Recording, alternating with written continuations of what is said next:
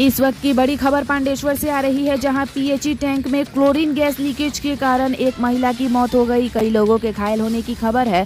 जी हां, यह घटना पांडेश्वर थाना क्षेत्र के अजय नदी पुल के पास की बताई जा रही है, जहां सोमवार की रात पीएचई टैंक से गैस लीकेज के कारण एक महिला की मौत हो गई, जबकि कुछ लोग गैस की चपेट में आने से अस्वस्थ हो गए। उन्हें तुरंत इलाज के लिए अस्पताल में भर्ती कराया गया। घटना की सूचना पाकर तुरंत पुलिस, पीएचई विभाग के अधिकारी और दमकल की गाड़ी मौके पर पहुंची और स्थिति पर काबू पाया।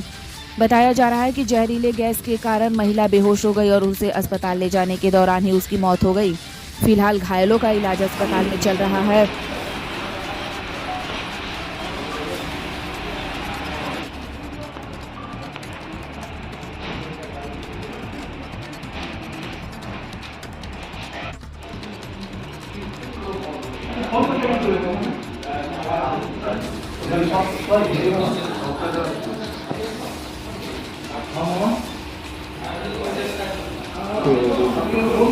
আমি করছিলাম আপনি ওটা পান্ডার সময় এখানে কেউ নেই, ওটা পাবেন না।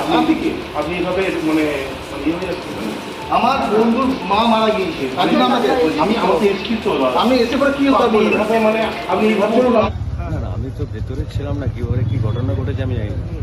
আমি খবর পেলাম মানে ভেতরে গ্যাস লিক করেছে, আমি জাস্ট খবরটা নিতে গেছিলাম।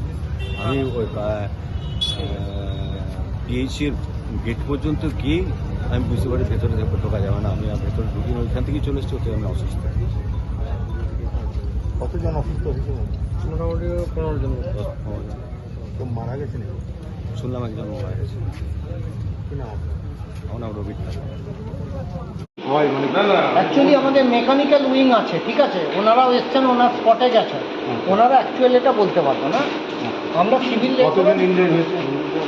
ইনজোর্ড হয়েছে 7 জন। মানে ওই ইয়েগুলো নিয়ে আর কি মারা গেছে কি না, এখনো তো এখনো পুরো সেরকম কিছু খবর রিপোর্ট নেই, তবে একজন খুব হ্যাঁ সিরিয়াস আছে। বাকি সবাই রিকভারি করে গেছে। হ্যাঁ ওখানে যাচ্ছে।